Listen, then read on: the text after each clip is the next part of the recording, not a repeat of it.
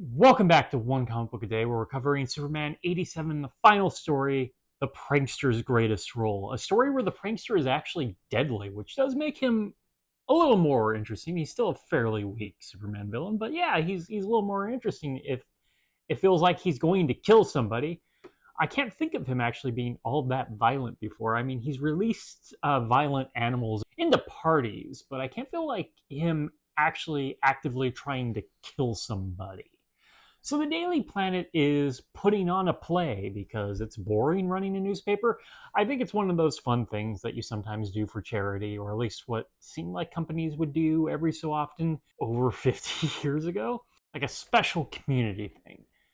And it involves Superman. So Clark is going to be Superman. And you think this is going to cause some sort of conflict where everybody's like, hey, putting Clark in that costume makes him really look like Superman. Are they the same person? That's not the conflict at all. The conflict is more about Clark having to find accidental ways to save the day so it doesn't seem like he's Superman at all. But no one seems to be confusing him for Superman as soon as he puts on this costume. And that kind of goes with how I've always viewed the Clark Kent disguise. It's not really a disguise. Clark Kent is a facet of who Superman is. Once again, Kill Bill gets it wrong. But the idea of the glasses and sometimes a suit that's baggy and his whole voice being an octave higher, I know they don't do that in any of the live action versions, but that's part of the idea of his disguise. Isn't so much it's a disguise, it's so much that he's almost non-existent as a person to the point you're not looking at them. The Bryan Singer Superman Returns has a lot of problems, and it's not a great movie, but there is one idea they do kind of well, and that's the idea no one ever seems to really be looking at Clark, even when they're talking to him. Except for one scene where they have that conversation about how he could be Superman, and that kind of ruined that whole idea. But for a lot of the movie, they have that idea that he's such a non existent person, no one really ever cares to look at him.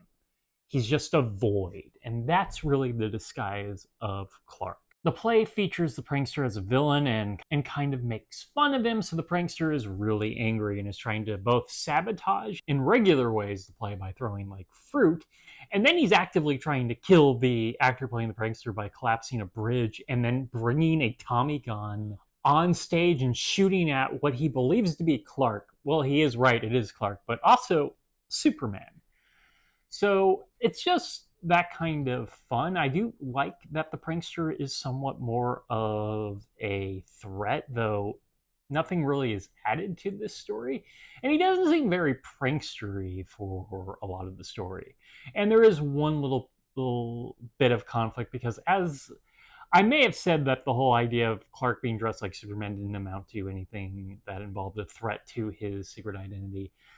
Lois, being the 50s, Lois does become suspicious at the very end, but it's solved like that, as Clark already had a Clark dummy prepared, and his super ventriloquism, the power that keeps on giving, the one you don't expect to be as useful as it turns out to be. So almost immediately as this is set up, it's dealt with. So it's not even a conflict.